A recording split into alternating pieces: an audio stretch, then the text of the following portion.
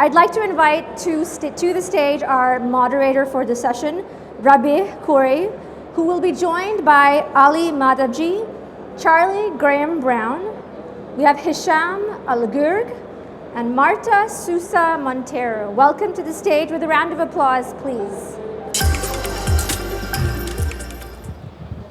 Thank you for joining us. We're going to talk about investor perceptions about the region, about what's happening with asset classes. So basically, just to make intros, we have Ali from Blockchain Founders, we have Charlie from Seedstars, we have Mr. Hisham from the private office Sheikh Saeed, and we have Marta with AWS. Thank you. So we're going to start a bit with industry trends. What are investors looking at in this environment and specifically in this region? Who would like to start heading with volatility, what's happening with the macroeconomic situation? Hisham? That's fine, yeah. Well, obviously, because of what we see happening around the world, the Ukraine war and the Russian war, also COVID had a huge impact on the tech space. So for investors, obviously we have to be more careful about where do we plow capital. And being member of the royal family of Dubai, we had to focus more on the region rather than outside of the region. So we reduced our investment a lot in Europe and increased it more in the UAE. Because what we noticed also is a lot more merger and acquisitions and less of going IPO. So you see a lot of companies are actually taking the shorter route to capital and to exiting. And that's what we noticed from the trends that are happening in the market. Okay. And in terms of, go ahead. Yeah, I can jump in. I mean, one of the ways that we look at it, right? So when you think about sort of, you got public equities, growth markets, we're in the blockchain space, you got the crypto markets. When you've got capital that's cheap, which is what we've sort of seen over the last, decade plus, assets correlate to one. So most things have been doing pretty well, right? And then you look at sort of once things have started to correct. So you had high inflation, now you've got central banks tightening money, right? And so now we believe that there's a very strong sort of discrepancy or sort of divergence in assets. So first you've got that correction, which has already been happening. We don't think that inflation is going to get a lot better anytime soon. So if you go back to the data in the late 70s and 80s, if you look at how long it took central banks to bring down inflation, so like Paul Volcker, for example, we were looking at essentially 2 years of interest rates above inflation rates, right? So it's going to be a challenging and turbulent time, and that's going to create a lot more volatility, but a lot more opportunity because assets aren't all going to be going in the same direction anymore, and it's going to actually start having more of a divergence. That's also where we see, some very interesting opportunities in the blockchain and crypto space. Okay. Yeah, just add, I think your slide encapsulates a lot of what's going on. Maybe the piece that was missing for me was what's going on in FX devaluation. So we talking about FX, we had to hedge recently our portfolio, the British pound, which is hilarious, but anyway. Yeah. No, but I was going to make the point. Over the last year, the British pound has devalued as much as the Egyptian pound, about 20% down. So for us, what this current market has changed. We're emerging market VC, so all we look at is emerging economies. What's changed in the current market is looking at economies where they're mainly export driven, and 20% devaluation in the UK versus places like Indonesia, Vietnam, it's maybe down about 5 or 6%, or Mexico, Brazil, they're actually positive versus the dollar. So if you look for the right markets where they're not import driven, they're actually driven by exports, they don't suffer such a big hit from the currency devaluation and then the commodity prices. So that's been pretty important for our thesis in the last few months. Okay. And from AWS's perspective? Yes, it's actually very interesting, and the volatility of the market is clearly very present right now, and we at AWS we always also see that. That's why we build programs like, for example, the Startup Loft Accelerator, where we really try to speak with startups, and help you as founders to kind of understand what is currently happening and how you can adapt to the current market. I would say, just doubling down on what you said, for example, I'm from Portugal, an ecosystem that many years ago was extremely small and quickly grew into becoming, we call it the mini Israel. And one thing we do look in startups in countries like Portugal is how fast are you expanding? How fast are you getting out of the country? So I think more than ever, that's going to be the main difference that VCs are going to be looking at too. Like, what are you doing? Who's the team? Who's the story? But also, how fast are you expanding? And I'll share more about the story, telling your story part later on. Okay, so if we move on into basically some red flags and pitfalls that you've seen in some current investments. Typically when I talk about red flag, I talk about other people's investments. Of course, we don't have any pitfalls or red flags in our investments, but maybe you can share some war stories. Hisham? I think from what we see in the MED region, because the market is developing, the ecosystem is developing, we see a lot of Middle Eastern founders make a lot of mistakes where they shouldn't. You see less of these mistakes in Silicon Valley or in Europe. But you see the typical ones, a lot of them ask you to sign an NDA, which most investors wouldn't do that. A lot of them are not clear about the team. They're not clear about their value proposition. Some of them show up and say, we don't have any competition, which is very unlikely in any investment. So unfortunately, they don't do a lot of their homework and they don't learn from international markets before they come and pitch for local investments. So that's what we see. Okay. You want to go? Yeah, I can touch on it. I mean, we're not shy to share some of our mishaps over the years. I mean, we now have over 100 companies in the Web3 and blockchain space, and one of the interesting things about our sector is there's sort of two common assets, right? So there's sort of the equity side, and then oftentimes there's the token side, and sometimes these don't gel that well, right? And that's where you sort of get these problems in our industry from time to time, is where whether it's ethics changes or whether it's just founders sort of change the way and the intention on where value is being driven, how it's being driven, like that can create real issues in our industry.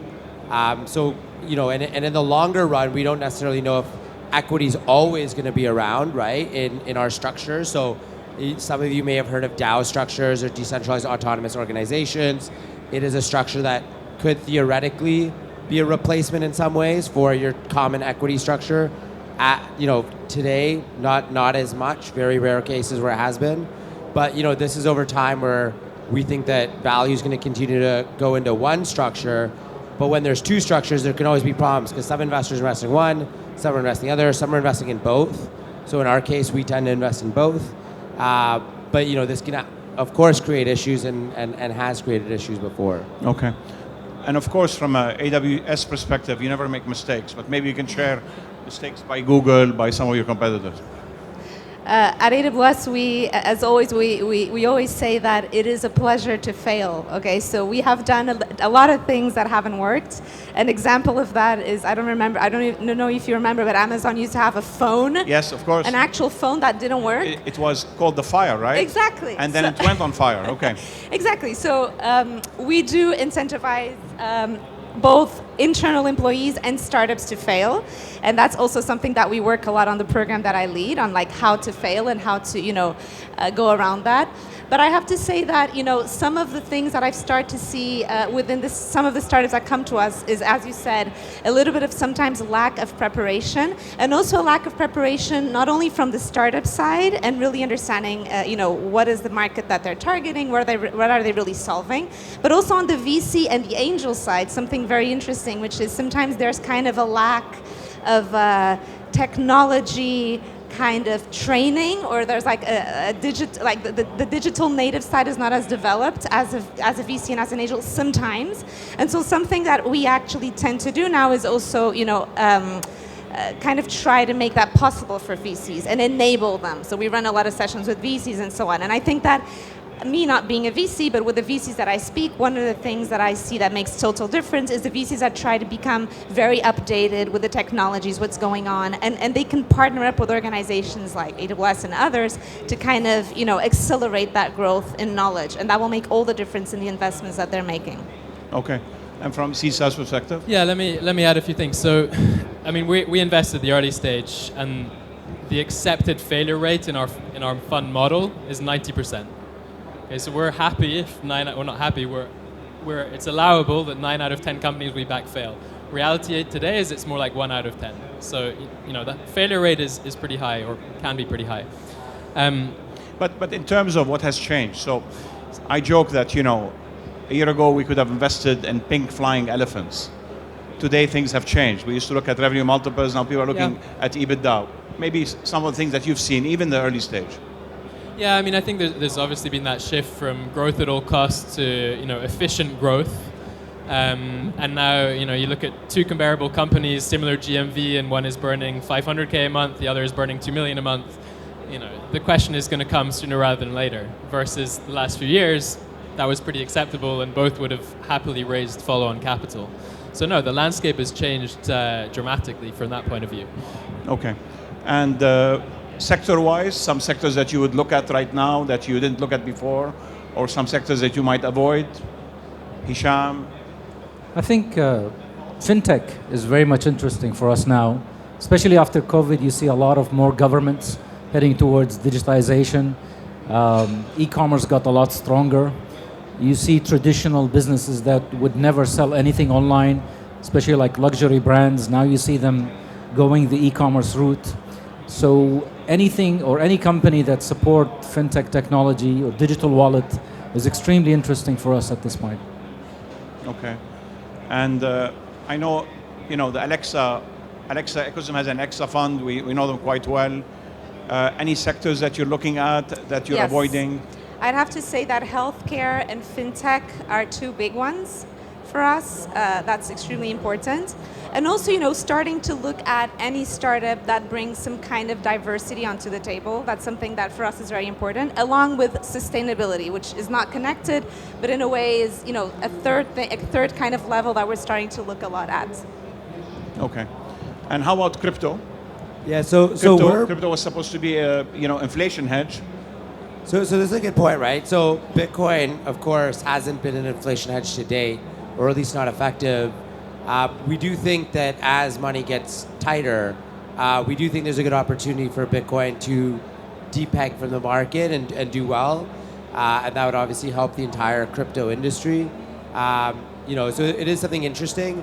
Personally, I think that central banks will need to come into the game, which is central banks or sovereign wealth funds, which has been interesting. I mean, we just had a central bank invest in our fund, and that's not something that typically you've seen before, right?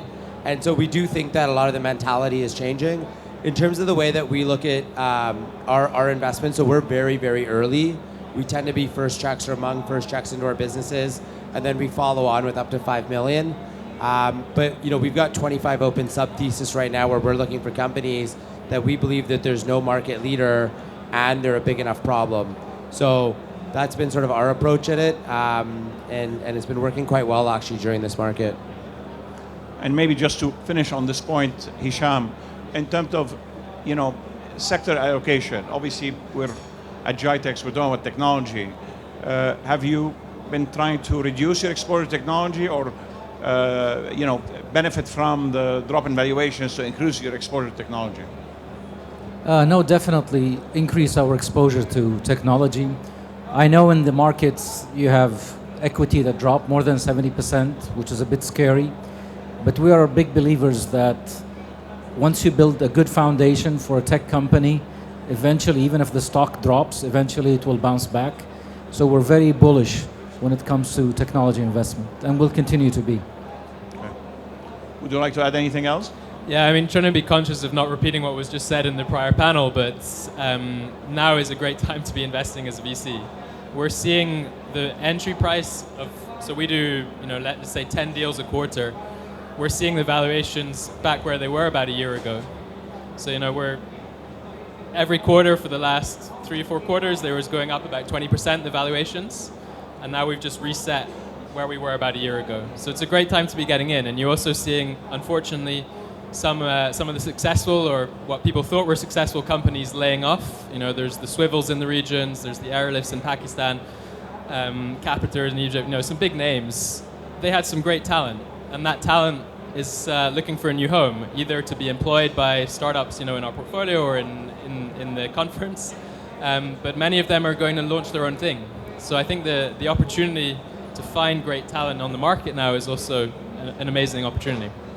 Okay, great. If we move on and talk about some of the investment structures. So obviously, depending on what you do, you can invest through a fund of funds, you can invest directly, and if you're strategic, you can create a corporate VC. Why don't we start with AWS? What's your view on corporate VCs, or what have you done internally?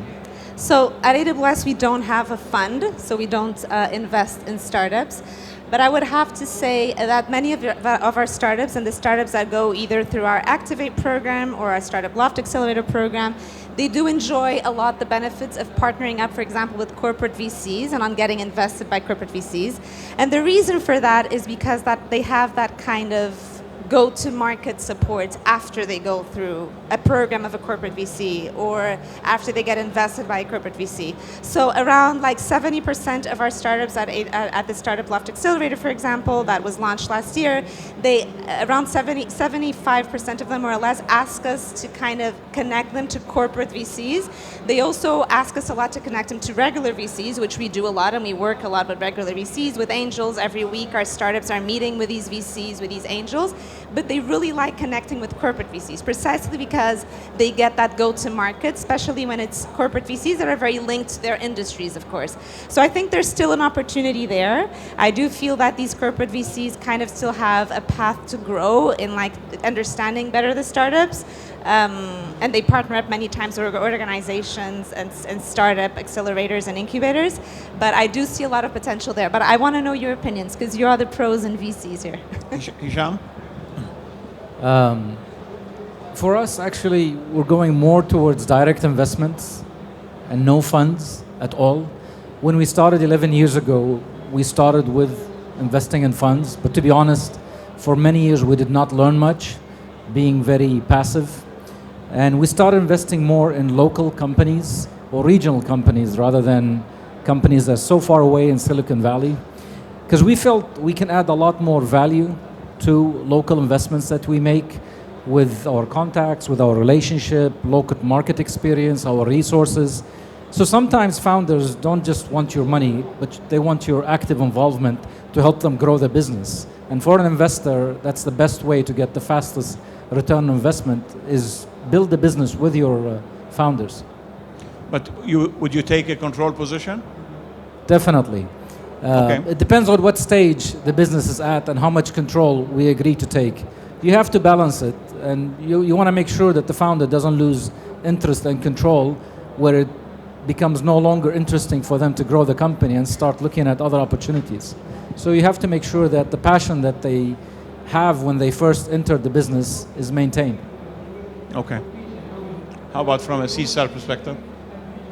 With regards to the CVCs, how do we view them? I mean, let's cover structures. I mean, I know that you don't do fund of funds. You're a direct investor because you're a fund. But have you advised corporate VCs, or do you have any strong... I have very strong views about corporate VCs. I think in the region, because a lot of the companies are not digitized yet, corporate VCs like giving a loaded gun to a child. But a lot of the consultants will not agree with me. Typically in the US, corporate VCs that have worked, these are corporates that already were quite digital, and they needed a corporate VC. A corporate VC will not pull a non-digital company into the digital age. But please give me your perspective. I mean, I feel like there's two breeds of CVCs. There's ones that really operate like a VC. They're taking minority stakes. They're providing, the capital plus something else that is, I guess, the smart piece, the smart capital. And they probably do offer something that is different to, regular VC funds. And I'm absolutely fine with that type. I think the other type of CVC, it's more like, I guess they see themselves as a first step before acquisition. It's less of a club deal. It's more of a single CVC coming in. And I feel like that's a bit riskier, or at least founders and other VCs need to be aware of what their game plan is. But I feel those situations often put the company at risk because they're slow moving. They're not necessarily taking majority, but they're kind of treating them as a subsidiary more than a minority investment. And with the goal to acquire them in the future, which is fine, but I think the founders need to know that that kind of shuts the doors for other VCs to come in. Okay, and if you can just comment on, your perspective on what Hisham said. Obviously, you take minority positions. Hisham wants to control. We tend to partner in the vision of an entrepreneur. We don't want him to become an employee, Hisham. But maybe you can give your perspective. Yeah, I guess it's. I mean, we're taking small stakes, so 5% or less, and I guess that's partly down to the stage that we're investing in the model. So we want to have about 100 companies per fund, which, per the data, gives you the maximum probability of doing a 3x return. So it's quite data-driven from that standpoint. And in order to have 100 companies in the portfolio, you can't expect 20% ownership. Otherwise, the fund, well, one, the fund size, and then two, just the amount of time and the board representation and all the rest just doesn't work.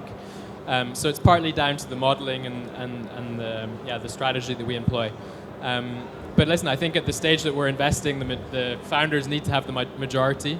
I think, we can only expect to be minority and value-add investors, but not the ones calling the shots. Do you have any corporate VCs who are investors in your fund, LPs with you? Not in the fund, no. Okay. Just in the companies. What's your perspective? Yeah, I'll touch on this. So one, in terms of the majority versus minority, we take minority stakes, typically like up to 5, up to 10%, so that's sort of like the high end. But we won't even invest in a startup where the founders don't own the vast majority. So we won't touch any of those companies.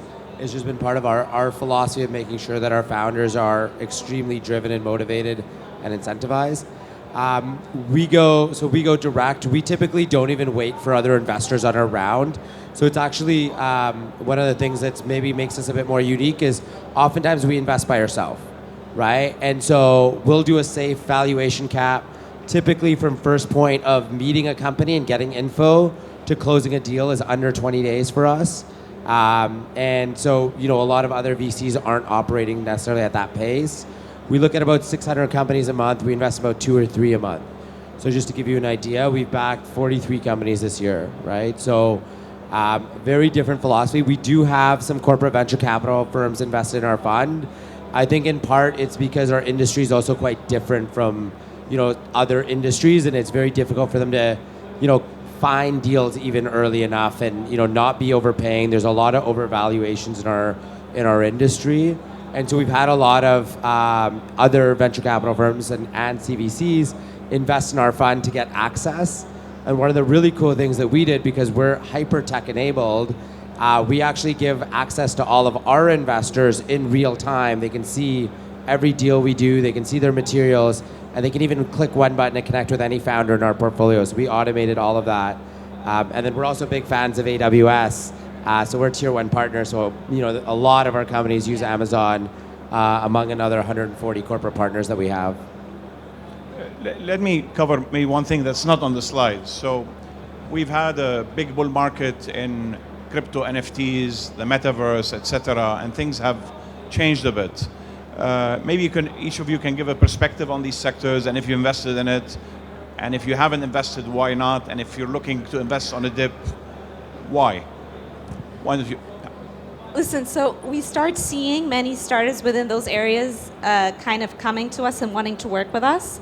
We do have specialized teams that work with those startups. They involve very specific technologies and a very specific way of doing things, even on the legal side and a bunch of stuff. So it is something that we're working on. It's in growth. But in our, for example, the program that I'm leading specifically, we do have some, but we'd like to see more of that. But in order to make that happen, we also need to bring in, more people from the community, being those mentors, VCs, angels, that can also bring in that knowledge to the startups. And that's one thing that we're finding some difficulty on finding, like VCs, angels, community heroes, mentors that are more specialized in those areas in the different countries that we operate across Europe, Middle East, and Africa. But definitely it's an opportunity, so we're looking at it. Hisham? Definitely metaverse. That's the new kid on the block and the hot topic, I guess. Let me just add one point. So I was looking at some data on the 2 largest metaverse, Decentraland, and actual virtual people visiting have dropped to 23 per month. So it's really empty, completely empty. Please go ahead. The company we partnered with in the metaverse, which is one of the first companies, they do events. And they started doing that during COVID time. So for them it was perfect, where you have artists performing on stage and people are joining from all around the world on the metaverse. So for us that was, a no-brainer as a good partner to partner with. The other sector we're looking at right now is government services. We're very big on B to G to C projects. So we just invested in a company that is based in Silicon Valley that do digital license plates. And we're talking to RTA and Abu Dhabi government about converting all of the standard traditional car plates into digital, where you won't be able to speed without being detected. But at the same time, you have a digital wallet linked to that. So you get to pay your parking, you get to... and your fines very quickly. Yes. You get to pay your parking, you pay for gas and petrol, car wash, all of that automatically through the digital wallet. It's at early stage, but the government's seriously considering it. Okay. How about from a Seedstar perspective? So SeedStars has two sides to it, right? There's the VC arm, and then there's what we call SeedStars Community, where we run education programs for entrepreneurs, so incubation, acceleration, and the likes. On the VC side where I work, we're not yet investing in Web3. We're rather exploring it on the community side. So we've been running an acceleration program in Africa on Web3 with Cardano, for example. So we're using that as a way to build our brand recognition in that space, to become more comfortable with the, with the ecosystem, with the technologies, and kind of use that as a way of building up our knowledge before deploying capital through the fund. And I mean, on the fund side, to be honest, there's so many good opportunities still in Web2 in the markets that we operate in, so in the emerging markets. And I'm also a little bit skeptical on the talent availability in Web3 in emerging markets. Accessing enough talent in Web2 is hard enough. Where is the talent for Web3? And I think it's happening in the more mature, more developed ecosystems in the US, maybe in Singapore and India and places. But where we typically operate, it's still a challenge to find that. I mean, in our market, we've been more users of Web3 than actually producers of content or products. How about your perspective? I mean, we've invested... Beyond crypto. Yeah, so we've invested in 100 companies across the space, right? So, on your comment around, metaverses, Sandbox, and, Decentraland, I think there is some challenges, right? Like, a lot of these things necessarily aren't the most engaging, the most visually appealing, right? And so there is definitely some mechanisms and challenges. We've been investing, all across. So, for example, we started investing in blockchain gaming in 2018. There's 2 games in the world when we started investing in the space, right? But I actually just checked one of the companies that we've invested in, Splinterlands. There's 171,000 users playing already today. So, there is players playing in games that are engaging, that have built, experiences that people want to be part of. But there is a lot of opportunity, but there's a lot of risk. Oftentimes I say it's probably the fastest space to lose money in, and it's probably the best space to also go and be part of transformational technologies that are changing the world, right? Like, what's fascinating about this space, and I think that oftentimes gets mistaken, when we talk about NFTs, everyone's thinking about JPEGs and images, and the way that I look at it and our team looks at it is, this is the first way in human history to track ownership in a digital world. Like, we couldn't do this before there was this technology. And why that's fascinating is, if you think about the traditional world, many people here own real estate, own other assets. Imagine a world where you couldn't track that. It would be a disaster, right? And we spend, nowadays, in the last decade, we've started to spend 20, 30, 40, 50% of our time in digital, whether it's on your phone or, on your computer, and that's only increasing. So in what world do we think we're gonna live in where we don't need to track ownership in a digital world? Like, these are fundamental technologies that are changing everything in the way that we interact, and that's just the start, right? So there's a lot of opportunity here. Hisham is going to track you through your license plate. So if we move on into, who has done angel investing? Have you? Okay. So why don't you give us your experience about your angel investing experience? I have a perspective, and let's start from an investor perspective, and then maybe we'll look at from a venture perspective. Like I said, as an angel investor, it's a risky proposition. You're basically betting on a lot. What we tend to do is, instead of investing cash immediately from day one, we tend to invest our relationship and contacts for the first 6 months to 12 months. And if they're able to succeed without our money, with our contacts, relationship, market knowledge, and so on, then for us it's a much safer bet to invest in and deploy capital. What we've noticed with a lot of founders, especially from the region, they tend not to do enough homework, and they tend to fall in love with their idea more than the actual practicality of the business. I think companies like Careem is, I would say, rare in the region, because a lot of companies tried to copy Uber but did not succeed as well as Careem did. And I think the reason for that is Careem expanded regionally faster than any other copycat company to Uber. So regional expansion is extremely important. We saw it as one of the pillars for companies that we've invested in as angel investors, which doesn't happen that often. And I think for that to happen, it's very important for angel investors to have networks in different countries in the region as well that support their companies. Okay. From an AWS perspective? Yeah, listen, from the AWS perspective, and also I would call maybe- AWS a super angel, but anyway. Yeah, again, we don't invest in startups directly in terms of cash. We invest in many other ways, like credits, like time with our team. We have a global startup team that is dedicated to speaking only with startups. But maybe, pointing more out to our audience, because, that's why we're here. And I know that we have a lot of founders here, or people who, think about becoming founders. I'd say that, when you're speaking, and maybe this is a little bit now out of context, but when you're speaking with angels and VCs, one thing that sometimes I see is that you forget to think about who you're speaking with, like differentiating between angels and VCs. And this is a question that many times we have from startups, like, what's the difference? So, just stop and think about what is the difference between these two personas, okay? So angels are usually people who kind of tend to hide a little bit behind the scenes because they want to be very, selective with the startups that they're investing in and they're looking into. Whilst VCs tend to bring a lot of, speak with a lot of startups. You need to have a lot of deal flow with startups in order to really understand, who are the startups that they're going to invest in, okay?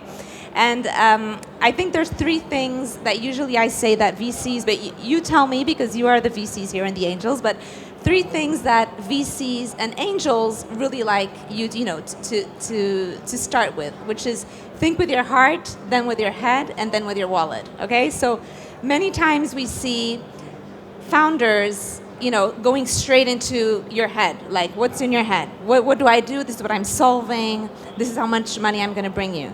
Start also with your heart. So don't leave out the emotion.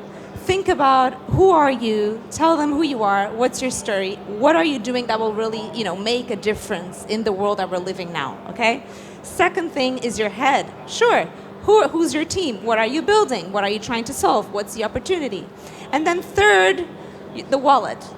How fast will they be able to see, their money come back to them, right? Or how will you bring them their money back, and how will you grow? How fast will you expand?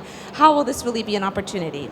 So I didn't directly answer your question, but I think it's a message that I'd like to leave here today to you, because it's these three things that sometimes I see founders not really thinking about and heading too fast into the wallet part and the problem they're trying to solve, and then not really giving the full context to VCs and angels.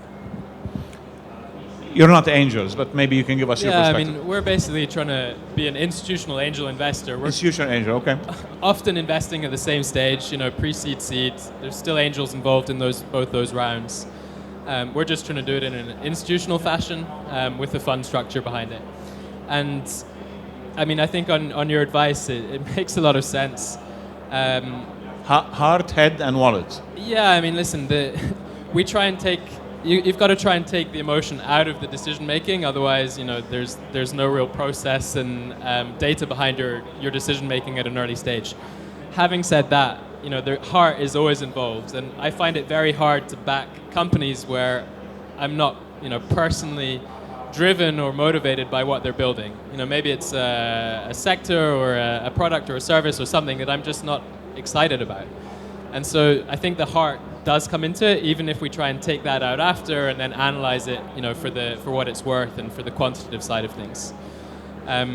And maybe the last thing I would leave, you know, I guess we're kind of comparing a bit angels and VCs.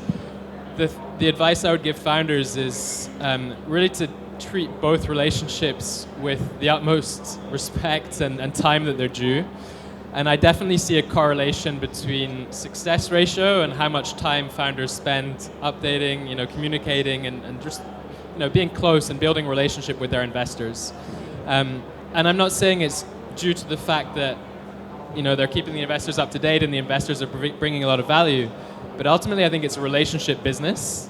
And if you're close to your angels and your VCs, that's going to lead to other opportunities. Okay, great. We're about done with time. Maybe we can finish with the call to action from you. Yeah, absolutely. I think that, you know, if you are a startup, sort of in addition to some of the advice that was given, you know, one of the things we tell our founders is they should be able to pitch in 11 seconds, 30 seconds, and 90 seconds, right? Because you don't know what scenario you're in, and before you can share your story or your heart, you need to hook, right? And otherwise, you're not just going to be able to get the time. So that is important. But, you know, keep building and bring your A game and bring your passion. And there are a lot of great angel investors, there are a lot of great VCs out there that are looking to help you, right? So even if it's not the right fit, being able to help point you in the right direction, be able to help give you some ideas that'll help form it, right? Like these are all very key things, right? Like even what was mentioned right now, like a lot of angels, VCs, whether they're your own or others, actually will open up doors for you. That might help you get your first client or your first, you know, paid pilot or whatever that is, and help sort of become a catalyst for your business. Okay, great. Thank you for attending the panel, and we appreciate GITEX platform. Thank you. Thank you. Thank you. Thank you.